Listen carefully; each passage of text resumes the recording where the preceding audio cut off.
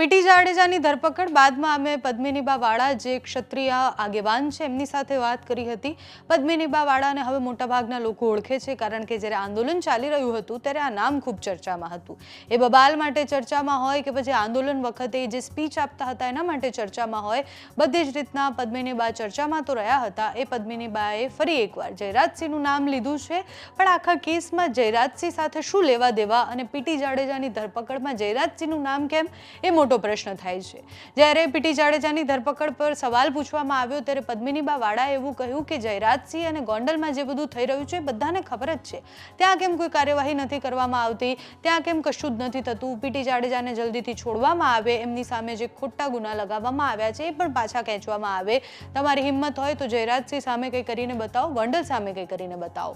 આખો મુદ્દો પીટી જાડેજાની ધરપકડનો છે। સવાલ પીટી જાડેજાની ધરપકડ કેમ થઈ છે એ જવાબમાં પદ્મિનીબા વાળા જયરાજસિંહને કેમ યાદ કરી રહ્યા છે એ પણ પ્રશ્ન છે। એમના અંદરનો વિખવાદ અને સમાજની અંદર બે અલગ અલગ જે જૂથ પડેલા છે એ જૂથનો વિખવાદ હોઈ શકે છે, કારણ કે જ્યારે ક્ષત્રિય આંદોલન ચાલી રહ્યું હતું ત્યારે ગોંડલમાં એક મોટી સભા યોજવામાં આવી હતી, જેમાં રૂપાલા અને બીજા નેતાઓ પણ હાજર હતા અને એ બધાની વચ્ચે ક્ષત્રિય આગેવાનો પણ હાજર હતા।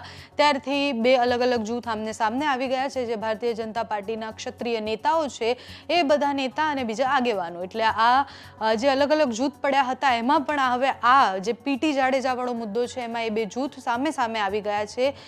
પદ્મિનીબા વાળા પોતાના જ સમાજના જયરાજસિંહ જાડેજા માટે એવું કહી રહ્યા છે કે જયરાજસિંહ જાડેજા સામે કેમ કાર્યવાહી નથી થતી। પીટી જાડેજાની ધરપકડ પર જ્યારે કહી રહ્યા હતા ત્યારે જયરાજસિંહને કેમ યાદ કર્યા, ગોંડલ માટે શું કહ્યું તે સાંભળો।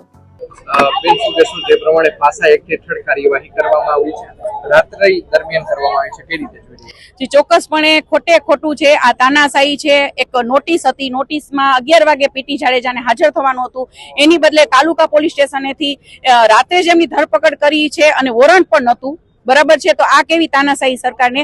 તો સરકારને અપીલ કરવા માંગુ છું કે આપ લોકો કાયદાકીય બધાય માટે સરખા નિયમો રાખો અને સત્તા લ્યો છો તો સત્તાનો પાવર આટલો બધો ન રાખો કે લોકોને હેરાન કરવાના, લોકોને ટાર્ગેટ કરવાના। તમે લોકો નેતા બનો છો તો નેતા બનો, સારા કામ કરો, બરાબર છે, બાકી અંદરો અંદર તમે એકબીજાને નીચા દેખાડો છો, બાજો છો, ખાસ કરીને જયરાજ।